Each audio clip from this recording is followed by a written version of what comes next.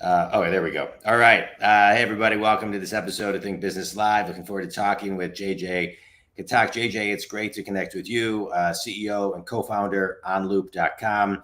And looking forward to talking about your mission of converting every manager in the world into a good manager. You've been building Gen AI, and we're going to talk about that and your collaborative platform and how that works and yada, yada, yada.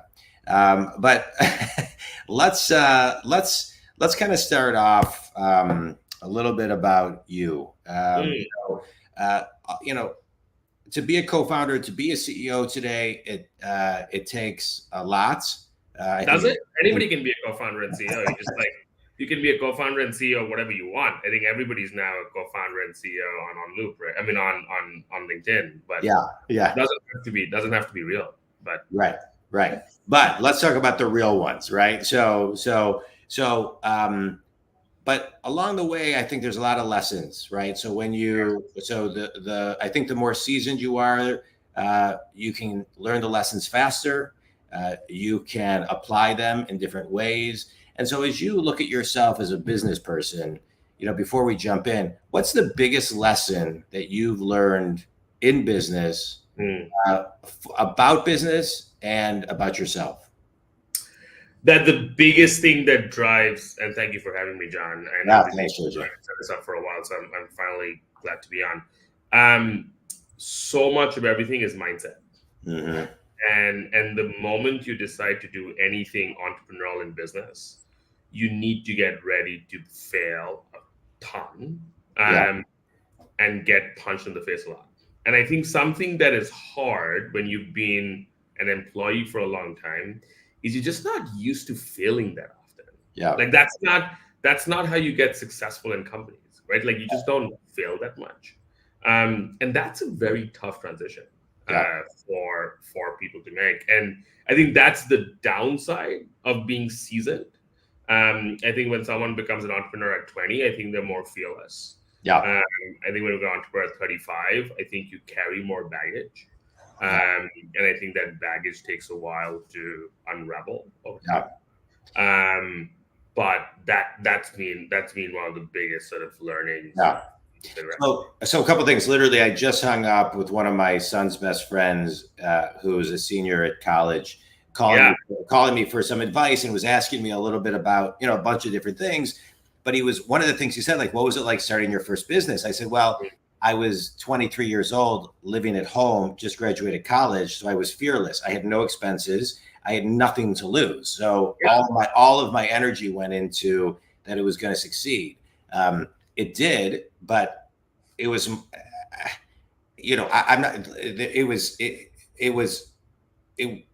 I wasn't worried about it if it didn't, because I didn't have rent. I didn't have a mortgage. There's no opportunity cost. Correct. So, but 9 years ago, I started my own business coaching company, right? Yes. I had 2 kids, and there's a whole different piece. So I agree with you. The idea of mindset and getting back to center to stay focused on growth, that is key. Mindset is, I would say, 90 to 95%, maybe 99% of all of it.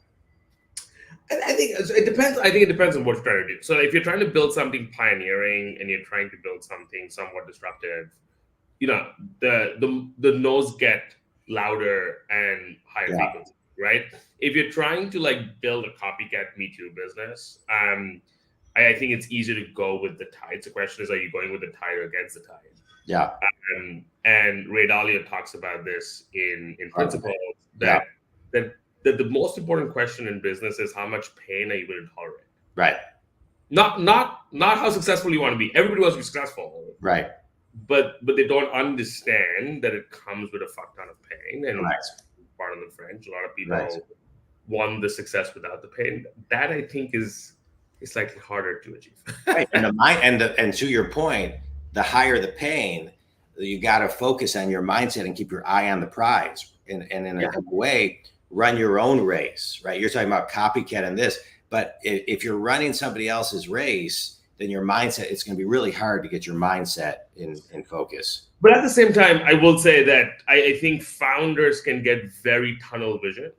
And I think it's very important to have 1 to 3 people around you that know you, have your best interest in mind, but see the world differently. Yeah, I agree. For me, I'm very grateful for my wife, and I often go to my wife and being like, "Should I give up?" Yeah. And her answer is always no. Yeah. Right. And I take that very seriously because she comes at it from a different place. Yeah. And she's my life co-founder. Yeah. And I'm lucky I have that in a spouse. Some people don't have that in a spouse. Yeah. I find other people, but I think you need people around who fully get you, but give you an honest perspective that you don't 100%. have. I think founders get very tunnel vision, and you also need to know when to quit. Yeah. And you also know when to pivot, Yeah. and you also need to know when to adjust. And I don't think founders are very good at that. Yeah. I think that was really well said. I'm a business coach. I have a business coach. I have mentors, but I tell people my wife is my number one business coach because she knows me the best. So she knows how to, if she tells me something's a bad idea, I just end it. Yeah, no, totally. And I think you marry the right person, the ROI on that is very high. And a lot of people who marry early marry the wrong person, unfortunately. Yeah. All right, let's talk a little bit more about mentorship, right? Because I think mentorship is so key. I look back and I think in today's world, I'm 52. How old are you, JJ? 38. So you're 38. So as I look back, I can look back and the people graduating college today, there seems to be very heightened fear of what they're going to do with the rest of their lives and what they're going to do. And I didn't feel that way. I don't know about your generation, but my generation, we did not feel that way. We just, we worried about having the right mentors to guide us. But we weren't worried about finding a job the second we graduated college. And so, talk about what someone should look for. Can I ask you a question? Yeah. Did you grow up in an entrepreneurial household? Yeah. Yes, I think that's a huge piece. Yeah. So I was teaching a class at NUS in Singapore, and I asked people who wants to start a business, and about 30% of hands went up. And I said, keep your hand up if someone in your family started a business, and 80% of hands stayed up. Yeah. And I think it's a huge difference in what you grow up with, and that often dictates what you end up doing. I grew up in an employee household. Yeah. So for me, I had no entrepreneurship role models around me. And that's why it took me till 33 to do it. Because I was trained to get good grades, go to college, get a good job, rise up to those ranks. Yeah. And so I was focused on getting a job, but that was a function of, I don't think it's a function of my generation. I think it's a function of what you grew up with. Okay, well said. But on the flip side of that, I remember being in college, having a lot of friends whose parents were entrepreneurs and not, and nobody was talking about getting internships sophomore year, junior year, and what they were concerned about. I think there is a higher level. So I think both are true. I think both are true. Yeah. But rewind either scenario. What should people look for? You talked about it a little bit with your wife, and I agree. But if someone's looking for a mentor, my son's 21 years old. And so I tell him, reach out to one person every day and build your network and reach out to mentors and ask them questions. And so what would your guidance be to someone who's 20, 30, 40, doesn't even matter? Why a mentor? What to look for in a mentor? I think it's a good question. I think one of the things and I didn't know this when I was young, is to understand whether someone fundamentally gets you, right? In my career, I've always had immediate managers who have had no idea what to do with me. But I've had skip level managers who've then figured out what to do with me. And often, if I did not have that skip level manager, I wouldn't sort of got to where I've got to in life. Yeah. And I'm very grateful to those folks. But people are often both intimidated and annoyed Yeah. by young people who go against the grain. Yeah. And those are often people who are saying, "Oh, listen, you're young, you don't know how it's done. Let me teach you how it's done." And I think it's bullshit. Yeah. And so I think the first thing to ask is, does this person really get me? Yeah. And do I vibe with this person? And that should be and that should be table stakes Yeah. on whether you want to listen to this person, hang out with this person, take advice from this person, because everybody's wired differently. And I think if you see the other side sort of approach with curiosity, I think respond with asking questions and really understanding that person's experience, to then understand what about that person's life can you emulate and avoid. So one of my coaches, a guy called Rob Beer, he's 65, but he and I often talk about how he and I are very similar.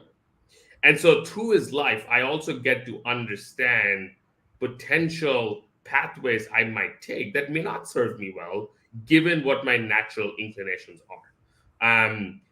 And on the other hand, I have a coach, his name is Eddie Ahmed, who's very different to me. And I find that aspirational to how he approaches life and how he operates.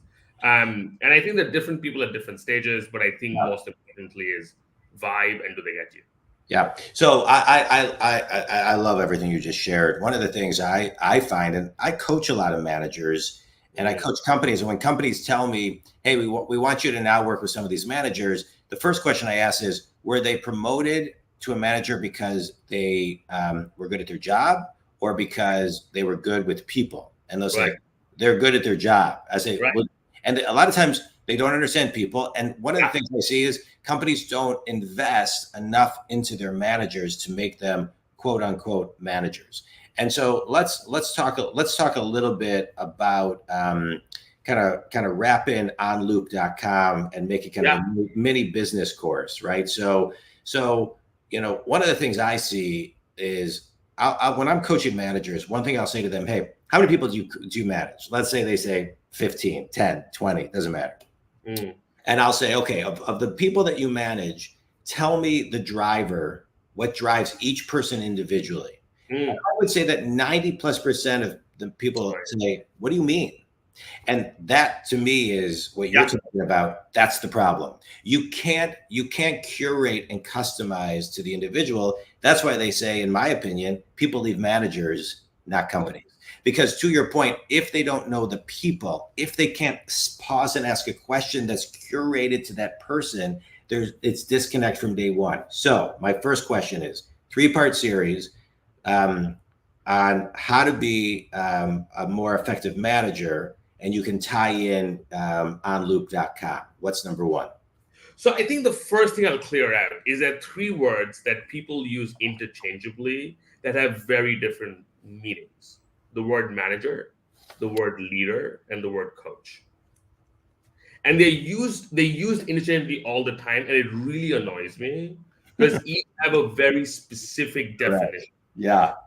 I actually don't think a manager needs to be a coach to be effective. I know that's a controversial statement, right?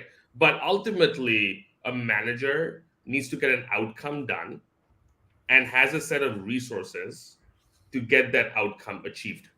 That's the job. That's the job of a manager. Now, when a manager is coaching highly skilled knowledge workers at Google, right? They need to be coaches to inspire and motivate their people. Yeah.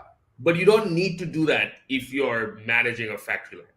This is a highly skewed Silicon Valley perspective of how to manage Silicon Valley knowledge workers. And we've tried to then adapt that to how the world works, but that's different. But ultimately, I think what we've tried to build. Well, I just want to say one thing. I just want to add one thing. I understand where you're coming from, but to that point, that manager still needs to be connectable. They can be firm but kind, right? They need to still inspire, even by, walking the floor to say, "Hey, how are you? How's your day?" Right? There needs to be. I think that feedback I get a lot of times, even that level is missing. Right. Here's what's interesting. I actually think AI can be a better manager than most managers. And I think that's because the jobs are building a cadence. Mm-hmm.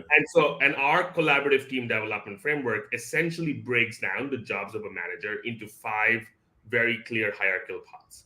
A, you need to understand whether the person's motivated or not. Yeah. Right. So, i.e., is their battery full or the battery is empty? Yeah. If the battery is empty for whatever reason, nothing else matters. Right. So put the phone on recharge to get it to a battery level that works. Right. So Yeah.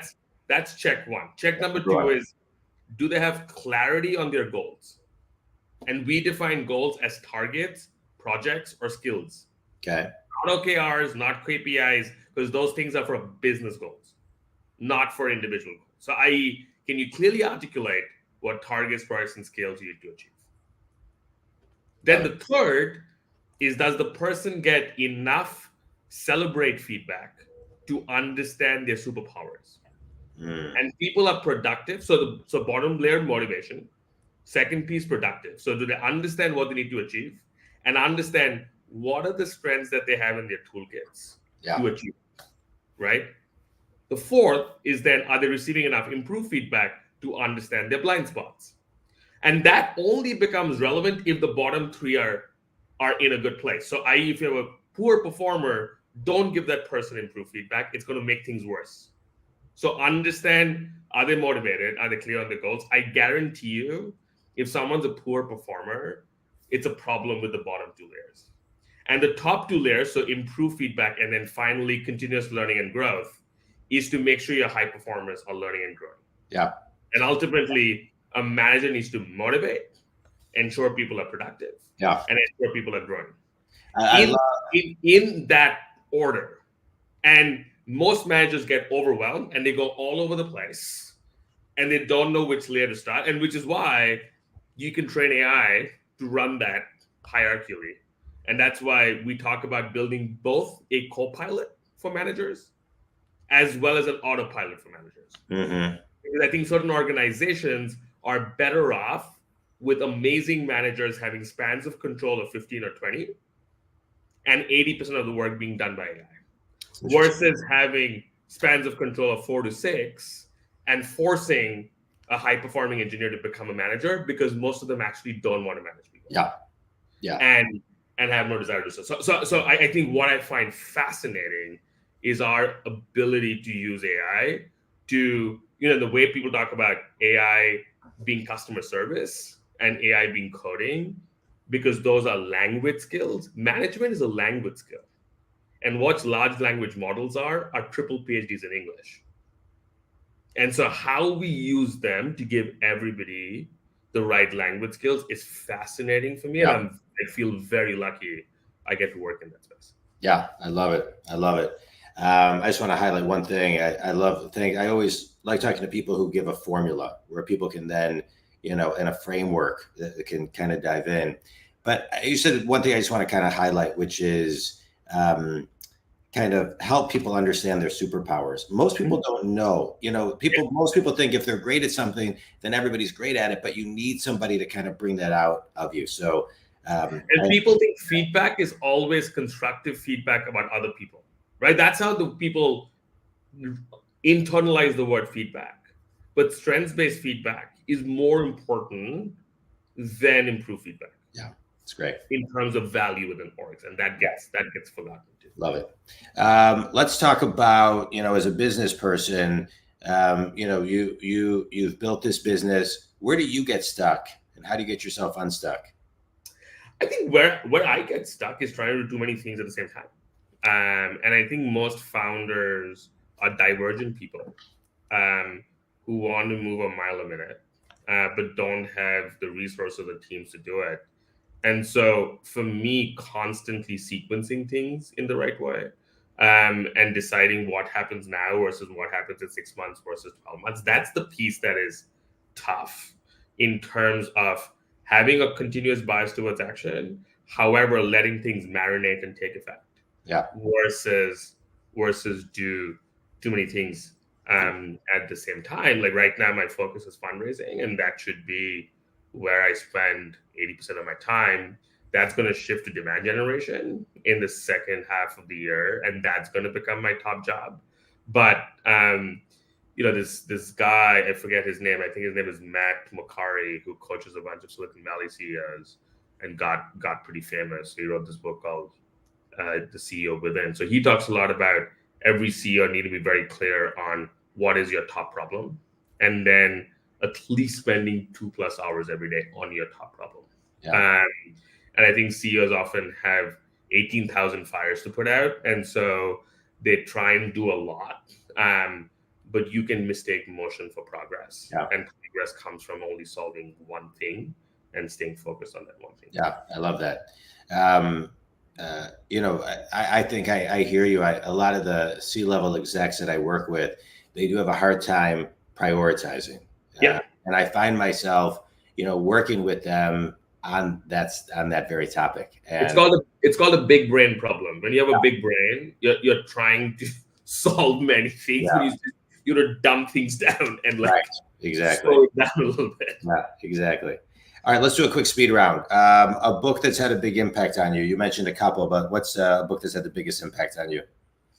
Yeah, this is out of left field. It's called The Drama of the Gifted Child. And it talks about how every child gets sort of messed up by the parents. And as you become an adult, you've got to unlearn the ways in which your parents make you. You have to truly figure out who you are. Yeah. We're all victims of victims who did the best they could. Yeah. Correct. Yeah. Totally.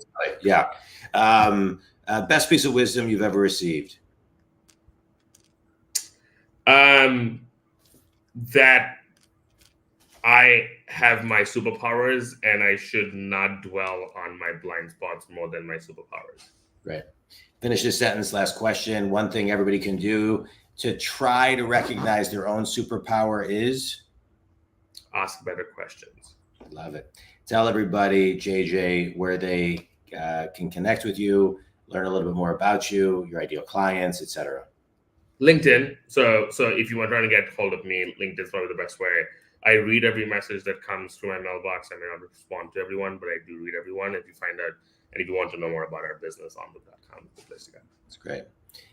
You can reach JJ at OnLoop.com. I love this talk. It was great. I always like to highlight at least one thing. As a business coach, I work with people who are successful and stuck all over the globe.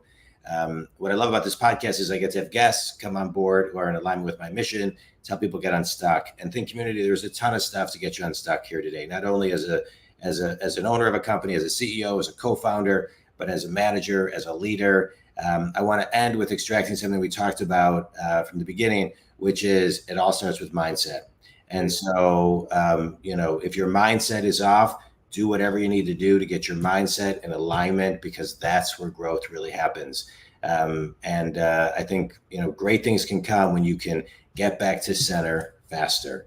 JJ can be reached at OnLoop.com. If you want to talk about any type of coaching, business coaching, I can be reached at JonDwoskin.com. JJ, this was great. I appreciate your time, and it was great to chat with you today. Thanks, man. Thank you, John. Thank you for having me.